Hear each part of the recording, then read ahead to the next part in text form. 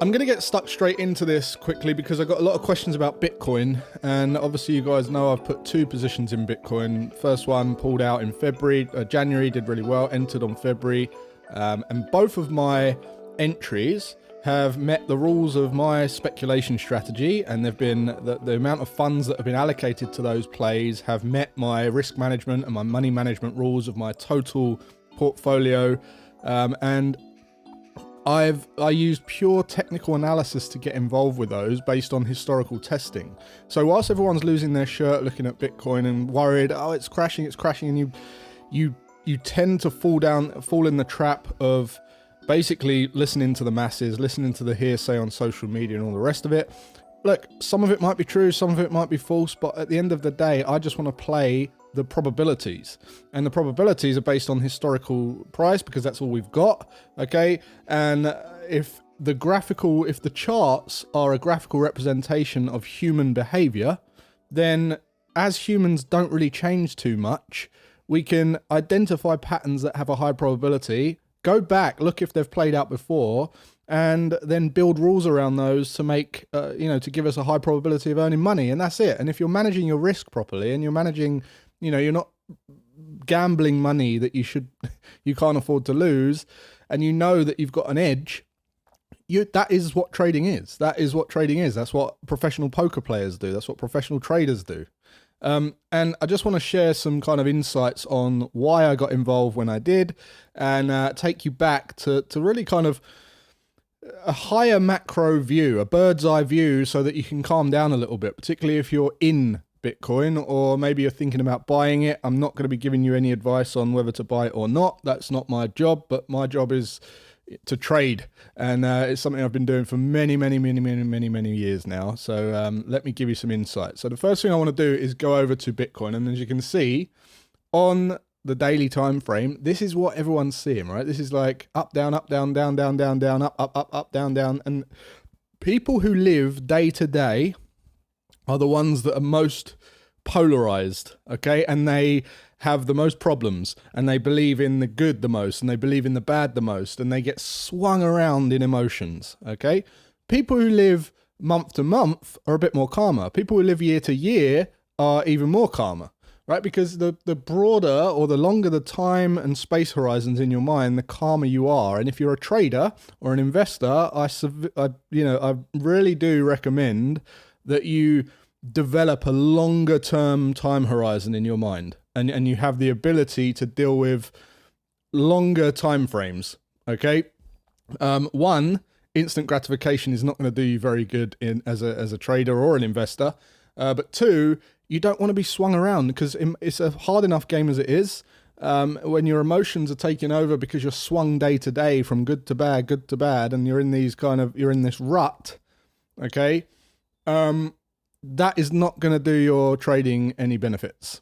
So let's just take a look. This is really not what I care to look for, okay? This is not what I care to look for. What I care to look for is, yes, we're rolling off a cliff, right? Great. What I care to look for is going back to the monthly chart, and I'm going to show you a couple of things that might be insightful to you, all right? So this is going back to, 2012. Actually, let's go out to, see if the weekly will provide a bit more of a 2012. Let's go to the daily. I was hoping to go out a little bit further than this. Okay, let's go out to the daily. Now, what I'm going to share with you is a couple of things, right? First of all, in crypto, in many markets, you see patterns form, okay? And the patterns, all this chart is a graphical representation of human behavior. Okay, so regardless of what you think is going to happen, everyone's got a different opinion, as we said yesterday, right? You could love blue, someone will hate blue. You could love black, someone will hate black. You could love white, people will hate white. You could love yellow, people will hate yellow. You could love veganism, vegetarianism, right? All these things. Everything's got a polar opposite. Everything's got an opposite.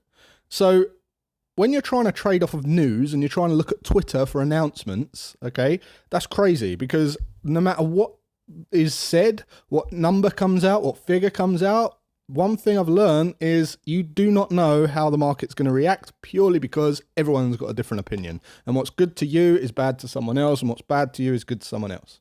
All right? First thing to get that in your head, because when you become a trader, you don't know what the market's going to do. All right? And if you start believing that you know what the market's going to do, that's when you're going to get the most hurt. The market doesn't care about what you think. Okay? The market is a graphical representation of how people are behaving. It's displayed beautifully on these candlestick charts. Now, one of the skills that a trader must develop is to be able to identify patterns that happen frequently in the market. Okay. Now, on particular, I urge you to go and look up the Wall Street cheat sheet for. It's basically a chart that represents IPOs, the behavior in price from an IPO.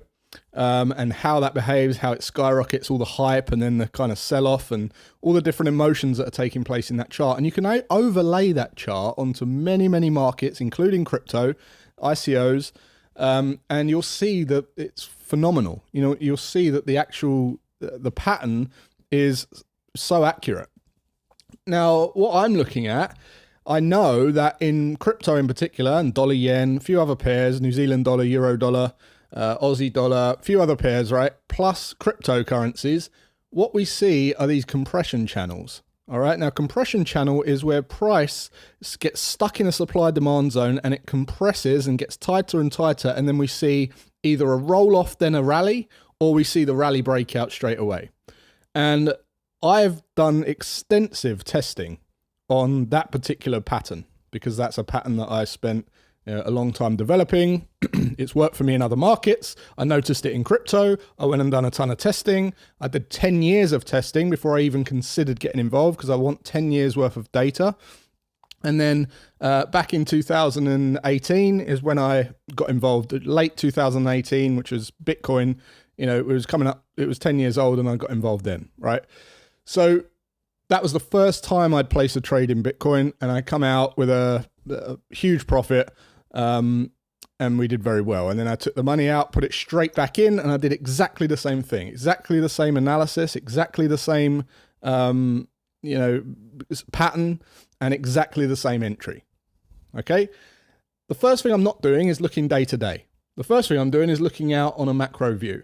Now, let me just show you some of these patterns. Okay. Because what I'm going to do is I'm just basically going to explain the thesis, or kind of the layman's terms for what happens in this pattern. It's essentially where market gets consolidating and it compresses, the consolidation becomes thinner and thinner and smaller, and the volatility decreases. And then we either see a sell-off and then all of the buyers get involved, the long-term, visionaries, they get involved when we see the rally, or we just see the breakout to the upside straight away. Now, in some of the other pairs that I've tested, it's very slim on the probability of whether we dip down first or dip up. On the dollar yen, I've found it to be a 52% chance, but there's a 72% chance on dollar yen that we're going to rally to the high. Okay, so it's a pretty high strike rate setup. Now, what that looks like is this. Okay, we get this consolidation set up. It compresses and compresses and compresses, and then we break to the upside. Now, we either dip down about 20% of this move, then rally to a minimum of 50% of the entire move, if not 100, before we see the next level of resistance, or we just rally straight up to 50% before we see the resistance level. Now, if I just zoom in here and show you some of these patterns, you're going to see that this happens time and time again. Okay, so there was one here. One here. Okay, and then we've seen a bigger one here in 2013. And this is all it does. Okay, this is all it does. Now we go forward to where are we now? 2013. There's another one. Okay, we had another one here, bigger one. What you find is they get bigger and bigger, particularly in cryptocurrencies. They get bigger and bigger. If we go out to 2000 and there's a ton of them, right? You can see them everywhere. See them everywhere. This one actually dipped down the 20%. See that? And then we rallied up. Whoops. And then we rallied to the upside. So this dipped down 20%. And then all the way up here, you can see them, right? Compression channel. Let's just put this on. Compression channel, dip down 20%. There it is there. We dipped down 20%, rally. Okay, we had another one here. Then we had the big one. This is the one that I got involved with. Back in 2018. I put this all out on YouTube. You can go and watch the analysis on this. And I said, here's the big one. And this was mirroring the Wall Street cheat sheet. Okay. And you can go and look at the Wall Street cheat sheet. It's uncanny. And we dipped down 20%. And I said, we're likely to push up to 30,000. I was going to take my position off at 28. I actually got out at 29,120 because the password on the Coinbase thing needed resetting, but hey ho. And that's what happened. So if I just turn this off a sec, if we just scroll out, we went sideways for a bit and then we rallied. And then in January 2020, January 2021, sorry, we hit 29,120, got out, and then straight after that, if I go back to January 2020, we had another one. Okay, so we had this compression channel here, and I took my money out in January, and I said, right, if we get this set up here, I'm going to be watching very carefully, and we're likely to either dip down 20% or rally up to the upside 50% of the move, and boom, we did. Okay. Now, what's happened now is everyone's losing their shirt a little bit, and they're worried about what's happening right now. And you know, oh no, what's going on? Should I pull out? Should I pull out? Let me just take you out to the monthly a minute. Let me just go out to the monthly, because if you're looking from a longer term perspective, okay, all you're really worried about is the patterns, and you want a longer term time horizon, and you want to remain calm. Okay, so what have we done? You can see these patterns everywhere, right?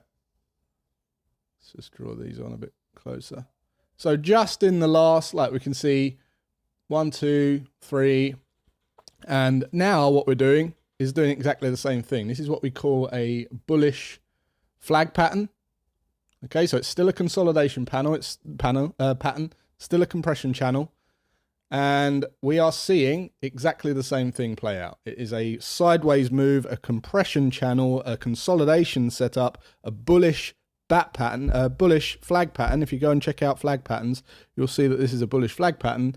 And we're either going to fake to the downside 20% and then rally, or we're going to rally straight up. Okay. Now, even if we do see a bit more of a dip, it's still just a blip in the scheme of things. Look at this, right? Bitcoin has done 208% per year, or 206% per year for the last 10 years. Okay, so my goal for this video isn't to tell you guys to go and invest in Bitcoin, or it's not for me to go, oh yeah, I hope it's not for me to have peace of mind. Yeah, I am in Bitcoin for the right thing. I don't care what it does. I don't care what it does, because it was part of a bigger play for me.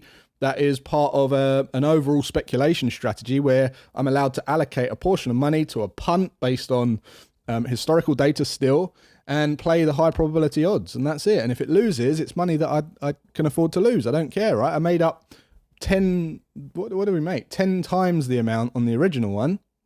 I can take 10% of that, put it into a new play, and if I lose, I lose. Who cares? For many people, it's everything that they've got, and they're playing with this like it's, they're looking at their app on their phone and it is ruling their emotions every single day.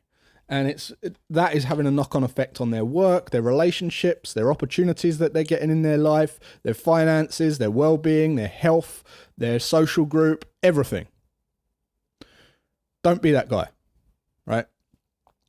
Have a plan, test the plan, see a longer term time horizon, form a thesis, form a prediction, stick to the prediction, allocate a portion of liquidity that you can afford to lose, and just remain calm. If you're ever worried about what's happening with Bitcoin, it's because you've got too much money into it. But that's not just Bitcoin, that's any investment, any speculation whatsoever. You've either got too much position size, or you don't know what you're doing. You don't know the probable outcome. And investors always play the probable outcome. Always, whether they're trading or investing. So I hope that was valuable to you. Let me know if you are in Bitcoin or what your thoughts are on Bitcoin. But that's basically it. Like that keeps me calm, coupled with the fact that I'm managing my risk and managing my money well. And then I put the rest of the capital into less speculative plays. So it's growing and growing and growing. And if you want to hear more about that, you can go and do the 7-day training that I offer for free. 7 videos, 1 a day, and it's wealth training. How to build the ultimate portfolio, and you can find the link in the descriptions or in my social media.